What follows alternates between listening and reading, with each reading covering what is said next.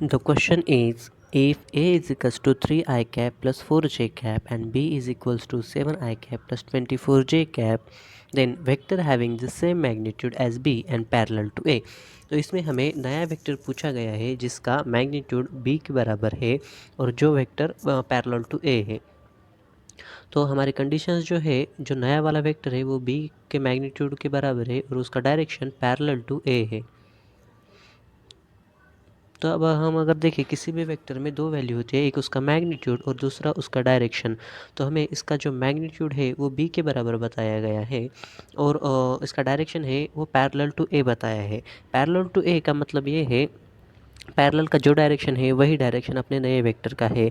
तो पहले हम इसका अपने नए वेक्टर का डायरेक्शन निकाल लें, जो कि आएगा, अगर हम देखें किसी भी वेक्टर का तो एक ए का मैग्नीट्यूड और ए का डायरेक्शन होगा। तो अगर हम ए का डायरेक्शन निकालें तो vector A divided by magnitude of A निकाल के आ जाएगा। तो वेक्टर ए जो है हमें दिया गया है 3i cap plus 4j cap और ए का मैग्नीट्यूड अगर देखें तो √3² प्लस 4² आएगा। तो आगे हम इसे अगर सॉल्व करें तो जो आएगा 3i cap plus 4j cap divided by इस का √3² प्लस 4 का आंसर जो होगा वो 5 होगा। तो अब हमें ए का डायरेक्शन मिल गया है। अब हम इसे नए वेक्टर में पुट करेंगे ए का डायरेक्शन।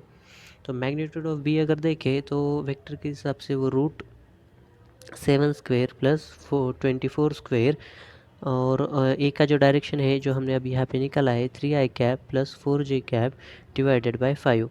अगर हम इसे सॉल्व करें आगे तो 25, ये जो √7² प्लस 24² है वो 25 आएगा और